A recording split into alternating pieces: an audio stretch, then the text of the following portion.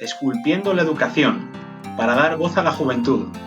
Educación, actualidad, testimonios, los problemas de la juventud en el mundo, un espacio para debatir, un tiempo para mejorar.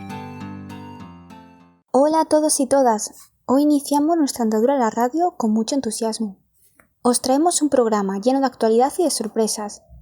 Nosotras somos Esther. Hola, buenas tardes. Encantada de estar aquí un día más con vosotras. Sandra. Hola Celia, la verdad que, como bien has dicho, estamos con muchas ganas y con mucho entusiasmo de iniciar este nuevo proyecto. Alba. Hola, yo soy Alba y nada, es un placer estar por allí y comenzar esta nueva andadura junto a vosotras. Ángela. Hola, buenos días. Y una servidora, Celia, a los controles y a la locución. Ángela, ¿nos puedes decir de qué vamos a hablar hoy? Primero vamos a hablar sobre la problemática, después de actualidad, después trataremos una entrevista, hablaremos sobre la brecha tecnológica y finalizaremos con una sesión de quejas. Un programa cargadito. Queremos comenzarlo con una cita del escritor inglés Joseph Addison. Lo que la escultura es un bloque de mármol, la educación es para el alma. ¿Cuántas veces habremos oído algo similar? Qué importante es la educación. Desgraciadamente, el acceso a ella muchas veces se presenta complicado, lleno de obstáculos. Una carrera casi imposible de completar. La situación actual ha dejado en evidencia los problemas que muchos alumnos están sufriendo para poder continuar con su educación.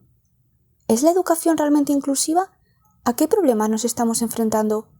Vamos a comenzar ofreciendo a nuestros oyentes una panorámica sobre toda esta problemática.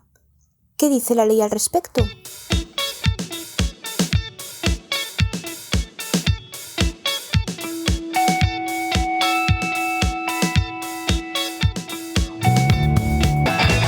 A continuación, os vamos a hablar sobre algunas de las principales barreras a las que se enfrentan las personas con discapacidad en el acceso a la educación, pero no son las únicas, sino que hay innumerables barreras que podríamos contaros en este podcast. Los estereotipos y la falta de accesibilidad son una de las principales barreras que merman la igualdad de oportunidades para las personas con discapacidad, como habíamos dicho, en el acceso a la educación. En ocasiones, no es necesaria una adaptación curricular, sino el tiempo, es decir, un plan de estudios menos rígido que permita el uso de diferentes métodos de enseñanza que se adapten a las diferentes necesidades de las alumnas y de los alumnos, reduciendo así una de las enormes barreras para la inclusión. Y nos gustaría señalar que en muchos casos son las propias personas docentes las que no están formadas para actuar de una manera inclusiva. Por ello, es muy importante que el personal docente tenga una formación específica para saber cómo actuar.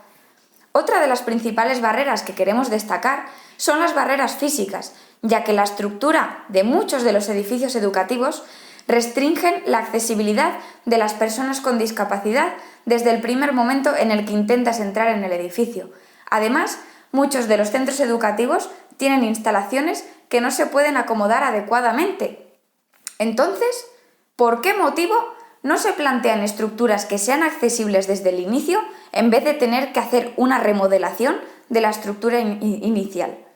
Una de las principales claves puede ser el empezar por un cambio de mentalidad en la sociedad, ya que ¿es la sociedad la que discapacita?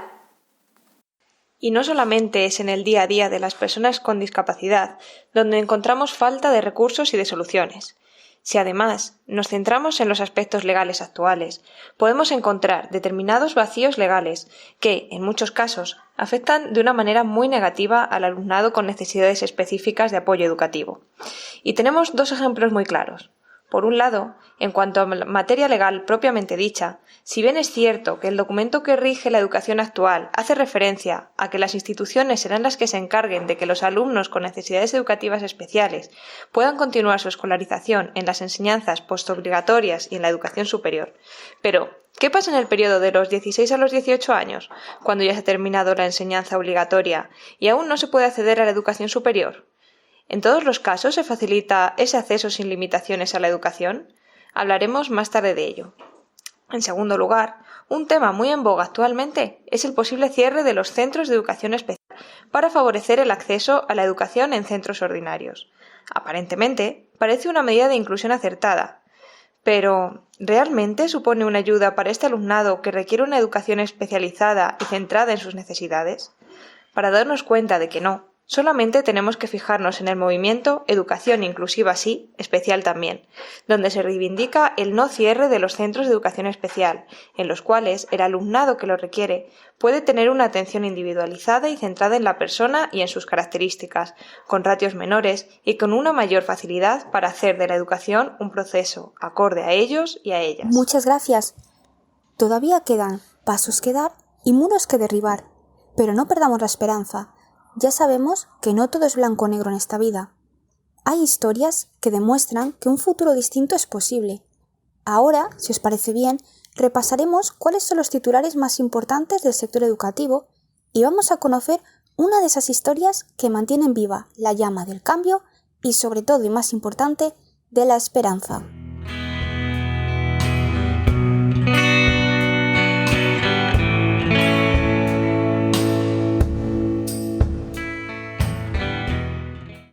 Empezamos esta sección mencionando tres titulares recientes de esta semana del periódico.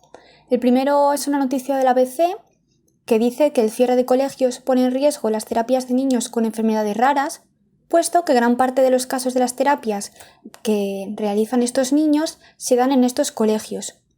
Una segunda noticia es del Día de Valladolid, que habla acerca de la brecha digital, diciendo: la brecha digital lastra la educación virtual.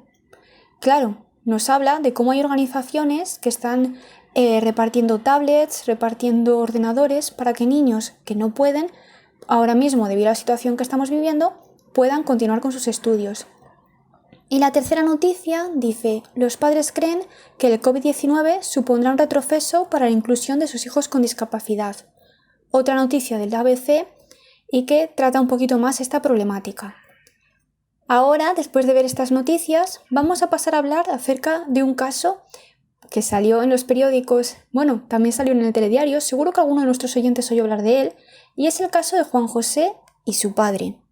Oye, Celia, ¿te imaginarías tener que ir a clase con tu padre? Pues la verdad es que no me lo imagino, sería un poquito raro. Pero, ¿y si fuera la única opción para poder ir al colegio? Vale, creo que ya sé de qué me estás hablando. Me estás contando esto por el famoso caso de Juan José y su padre, ¿verdad? Exactamente.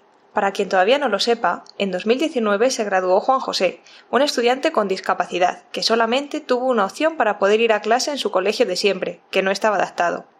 ¿Que cómo lo hizo? Pues el claustro tomó la decisión de dejar que el padre de Juan José entrara con él al centro. Sí, al principio se quedaba fuera, en el pasillo, pero poco a poco le fueron animando a que entrara con su hijo a clase.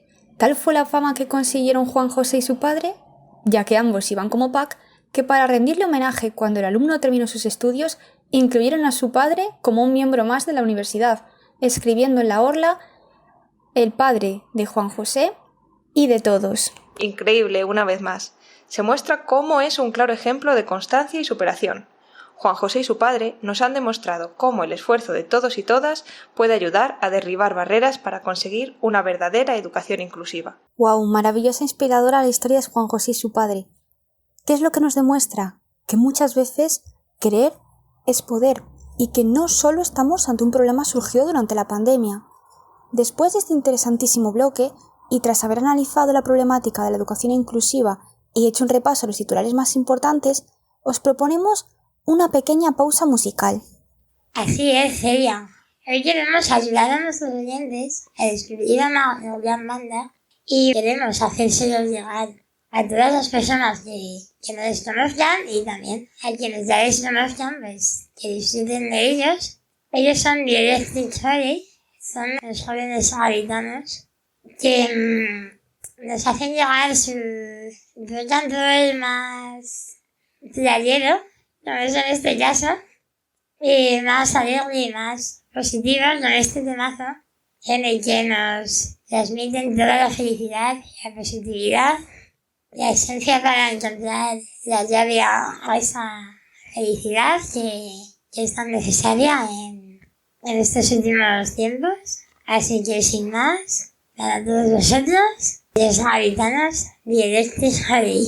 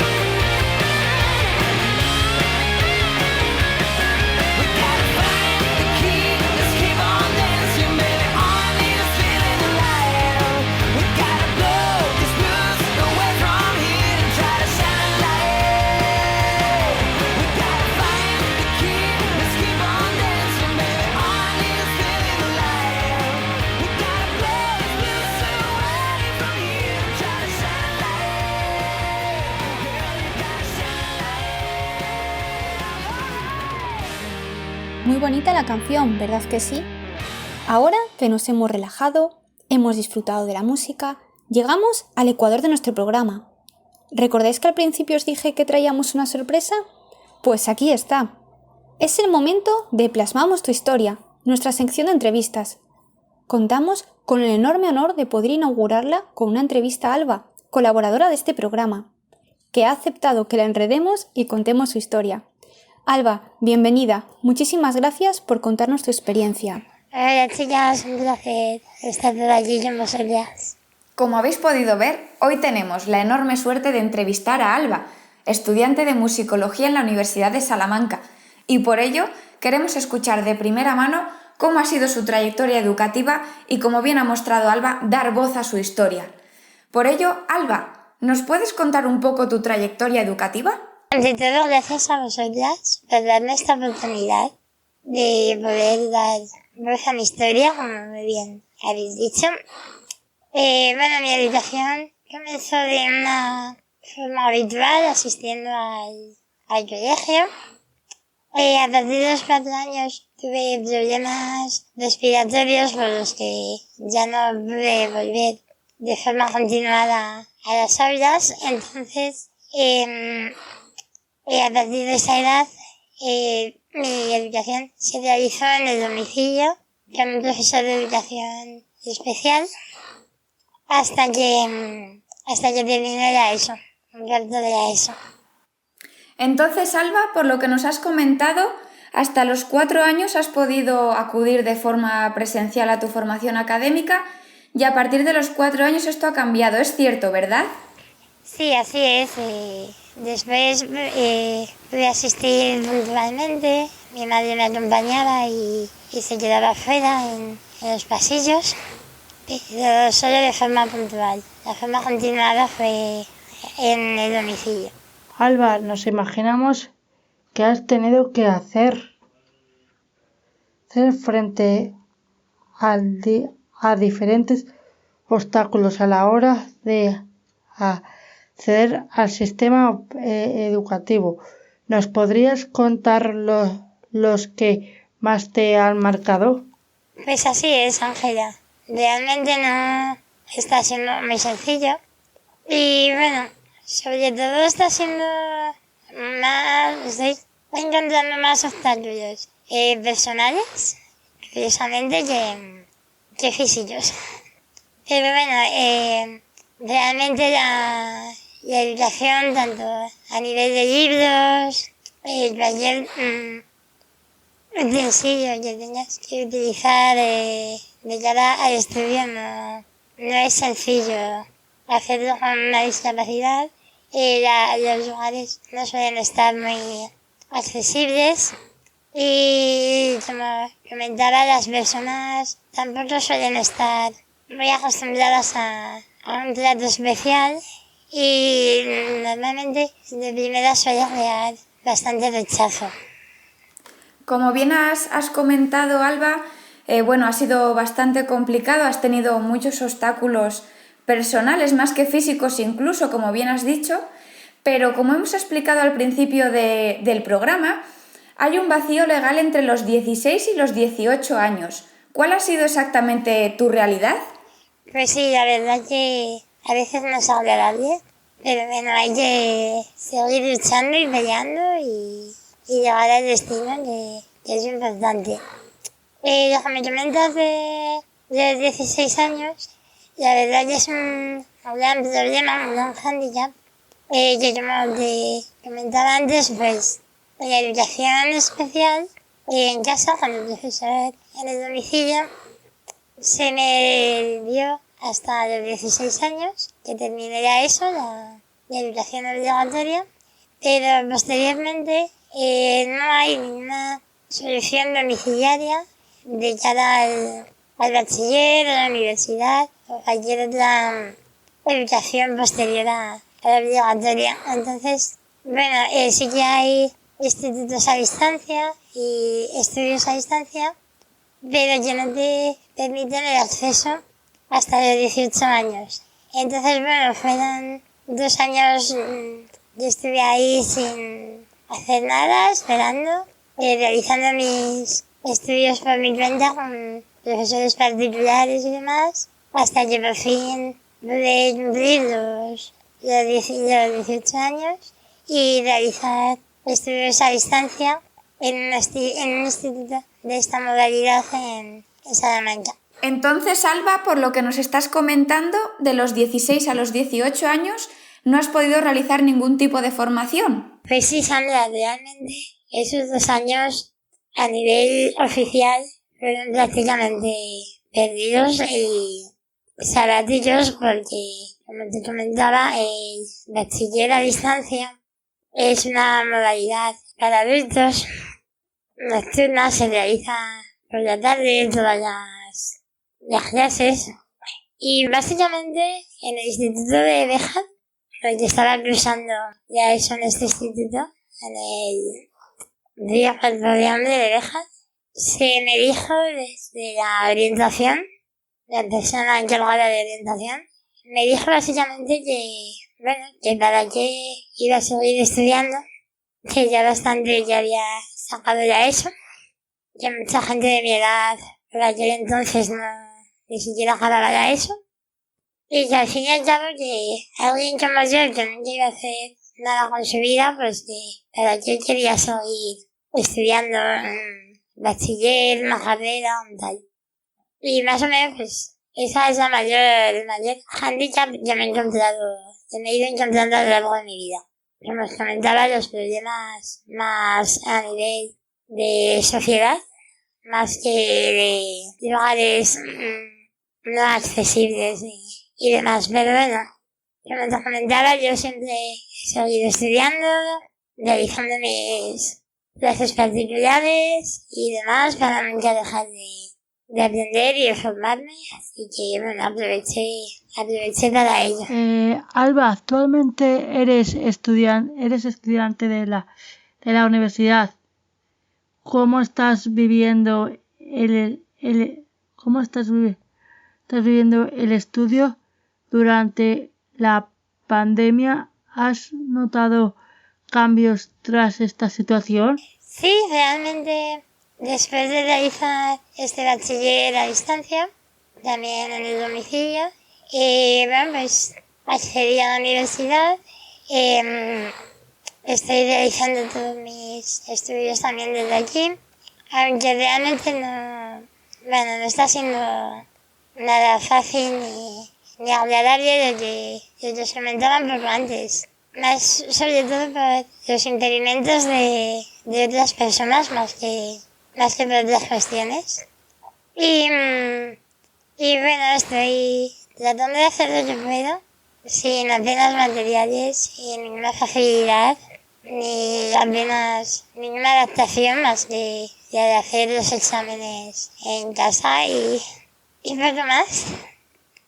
Y bueno, realmente pues ahora sí que estoy viendo que esas adaptaciones que llevo 3 años solicitando, como pueden ser clases grabadas, o apuntes digitalizados, o cosas así, tutorías online y tal, que hasta ahora no he podido tener, al igual que el no contabilizar la asistencia, o cosas así, pues ahora realmente, como no queda otra, sí que se están haciendo.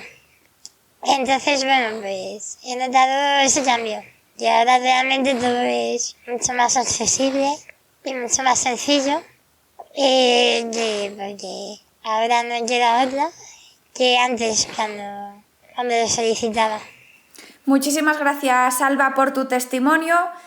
Gracias a ti hemos podido conocer más en profundidad todas las barreras que has tenido que superar, y seguro que muchas de las personas que nos están escuchando quieren saber un poquito más sobre ti. Por ello, ¿nos puedes decir un poco dónde podrían encontrarte o ponerse en contacto contigo? Bueno, gracias a vosotras, como comenzaba diciendo, por dar voz a estos problemas que a veces no se escuchan o no se quieren escuchar. Y siempre lo agradecer. Claro, podéis encontrarme por cualquiera de las redes sociales, estoy por ahí en todas. En Twitter, Facebook, Instagram, como Alba Bautista Meiga. Y sobre todo en mi canal de YouTube, en el que realizo un videoblog y cuento de vez en cuando un poquito de mi vida, mis experiencias, mis aventuras, simplemente charlo con mi gente. Y Germano también tiene el canal del mismo nombre, el canal de YouTube es también Alba Bautista Meiga. Y bueno, pues con todas esas podremos hablar siempre que lo deseéis y estaré encantada y os estaré esperando a todos por allí. Gracias de corazón. Muchas gracias, Alba, por participar, y ya sabéis, Alba Poetisa Meiga en Twitter, Facebook, Instagram y sobre todo en su canal de YouTube, en el que, como ha comentado, está realizando un videoblog, así que os animamos ya a todas y a todos a pasaros por sus redes sociales, en las que está compartiendo contenido muy interesante. Muchas gracias, Alba. Alba, una vez más, gracias por tu testimonio maravilloso, por abrirnos las puertas de tu realidad y por permitirnos, tanto a nosotras como a nuestros oyentes, conocerte. Alba, a pesar de las dificultades, ha conseguido continuar su educación. Pero ahora me gustaría que viajásemos un poquito, que reflexionásemos acerca de la brecha digital. Todos somos conscientes de los problemas de acceso a Internet que están sufriendo nuestros estudiantes para poder acceder a la educación. Pero si viajamos más lejos, encontramos la enorme brecha digital que existe entre los países del norte y los países del sur, o los también conocidos países del primer mundo y mal llamado tercer mundo. Pero yo me pregunto, ¿cómo de conscientes somos de la brecha digital y de todo lo que conlleva? Chicas, ¿Me podríais decir cuánta gente en el mundo creéis que no tiene acceso a Internet? Respondedme sin miedo, que no os voy a poner nota. 30 millones. No sé, ¿3.000 millones? 90 millones. Venga, va, yo me lanzo. 50 millones. ¿Queréis saber la respuesta? Os va a sorprender, os lo aviso. Hay unos 4.000 millones de personas en el mundo que no tienen Internet. Increíble, ¿no? Pensar que la mitad de la población mundial no puede acceder a algo que para nosotros se ha convertido en un objeto cotidiano. Es decir, ¿quién no ha entrado en un ordenador, en un móvil o incluso en una televisión en las últimas 24 horas a buscar algo en Google? Bueno, pues esto que nos parece tan normal, el 75% de los africanos no puede hacerlo. En Europa, el porcentaje se reduce hasta el 20%. Por eso os propongo ahora, si os parece bien, que hablemos un poquito de la brecha digital, también cómo afecta a nuestro país, qué colectivos son los más vulnerables y si se está realizando algún proyecto para reducirla.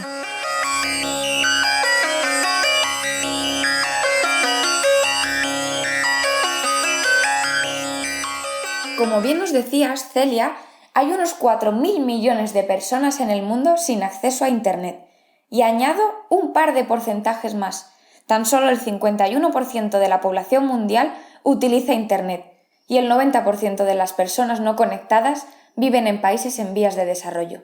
Alba, ¿podrías decirnos cuáles son las principales razones de esta desigualdad? Sí, Sandra, la principal razón es la economía. En muchos de estos países no tienen infraestructuras que permitan una conexión, ni tampoco personal cualificado que sepan usar estos equipos y demás. Esto favorece que se siga ampliando aún más la brecha digital. ¿Y sabes si se está realizando algún proyecto para terminar con ello? Hay unos cuantos. Entre otros, las Naciones Unidas impulsan programas donde enseñan a utilizar Internet a personas que viven en zonas rurales. Con esto buscan mejorar su nivel de vida, favorecer su acceso a un trabajo remunerado de mayor calidad y reducir también la brecha de género, ya que la gran mayoría de analfabetos digitales son mujeres. ¿Y en el caso de nuestro país? A raíz de la pandemia mundial que estamos viviendo actualmente, Internet se ha vuelto indispensable tanto para las personas que trabajan como para los alumnos. A pesar de que la gran mayoría de la población española tiene acceso a Internet, un 37% no usa nunca el correo electrónico. Y la gran mayoría tiene un nivel muy básico de informática, según los recientes estudios. Casi un 14% de los hogares españoles no tienen acceso a Internet, lo que dificulta el estudio de miles de niños que han quedado descolgados de escuelas e institutos al no poder continuar su educación desde casa. ¿Y nos podrías decir cuáles son los motivos de la brecha digital? En el caso de nuestro país, el principal agravante con el que contamos es el económico, seguido también por el lugar de residencia, aquellos que viven en sitios con infraestructuras deficientes. Pero también influye la situación laboral, ya que Internet es menos usado por las personas desempleadas y la formación académica. Gracias por vuestro análisis tan detallado. Estoy segura que todos aquellos oyentes que sean muy de números han disfrutado escuchando todos los porcentajes que nos habéis aportado. Nos acercamos ahora al final de nuestro programa. ¿Qué mejor momento para dar voz a nuestros estudiantes? Por eso les hemos pedido que nos envíen unos audios hablándonos acerca de sus reflexiones o compartiéndonos sus quejas acerca de la educación, acerca de la educación inclusiva, la situación actual, y también tenemos a un par de docentes por ahí que nos han traído sus mensajes. A continuación vamos a ponéroslos.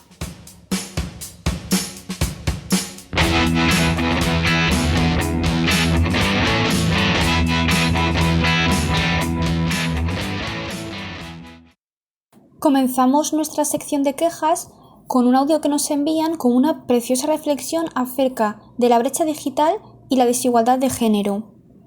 Pues yo quería trasladar mi inquietud sobre la brecha digital de género y la desigualdad en el acceso a las TICs para hombres y mujeres. y lo injusto que me parece como desde la infancia y especialmente desde la adolescencia ya se hace un uso diferenciado de las tecnologías, pues debido a los estereotipos de género, y con esto las mujeres se van alejando tanto de las tecnologías como de las habilidades que éstas les aportan y que se ve reflejado, por ejemplo, en el mundo académico. En cómo las mujeres deciden estudiar carreras, muchas de ellas, pero las carreras que eligen no están relacionadas con la tecnología y las tecnologías digitales particularmente. El segundo audio nos lo envía Cristina, que es docente, y reflexiona acerca del papel que tienen los docentes con la situación actual de pandemia y cómo han tenido que adaptar la educación presencial a la educación a distancia. Hola, yo soy Cristina, soy profesora asociada en la Universidad de Valladolid en el grado de periodismo y quería reivindicar un poco el papel de los docentes en este cambio que hemos tenido que hacer de una docencia presencial a una docencia virtual. Para los alumnos ha sido muy complicado, pero para nosotros también. Al final hemos tenido que dedicar el doble de horas de trabajo para preparar las clases, grabar las clases, utilizar tecnología que no hemos hecho nunca, cambiar metodologías de trabajo, cambiar métodos de evaluación.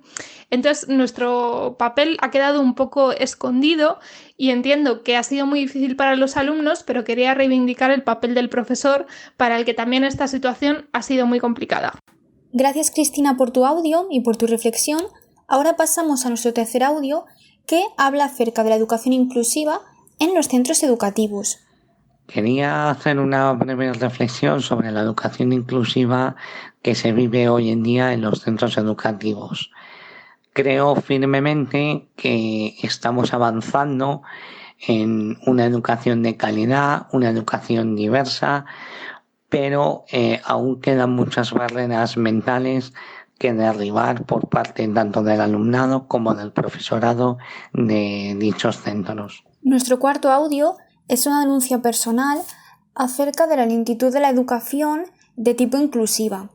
Buenas, en una etapa de mi formación no me dejaron el profesorado usar un ordenador. Un ordenador son mis manos, ya que no tengo motricidad fina y me es básico para continuar mi formación. Denuncio la lentitud en la educación en este tipo. Lucía, estudiante de la universidad, nos cuenta cómo es su experiencia personal y cómo está viviendo estos momentos. Hola, buenas, ¿qué tal?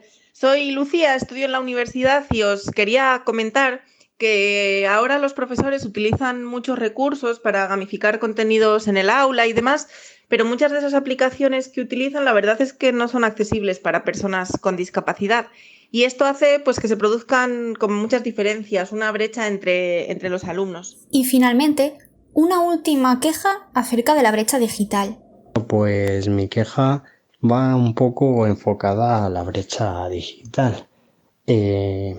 Ahora más que nunca el sistema educativo yo considero que tiene que estar cerca del alumnado y de sus necesidades, pero estamos viendo que la educación únicamente en estos tiempos está llegando a la gente que tiene pues recursos económicos y dispone pues de ordenadores y de tablet. Mi queja es esa. Me parece que la educación está siendo un poco elitista para esas personas que cuentan, que tienen los recursos para continuar y seguir con las clases con seminormalidad, pero esas personas que no cuentan con los recursos económicos y tecnológicos para poder unirse a este tren, pues se están quedando atrás y están perdiendo un poco el ritmo, y eso pues al final pues deriva en una serie de problemas pues que puede ser fracaso, etc.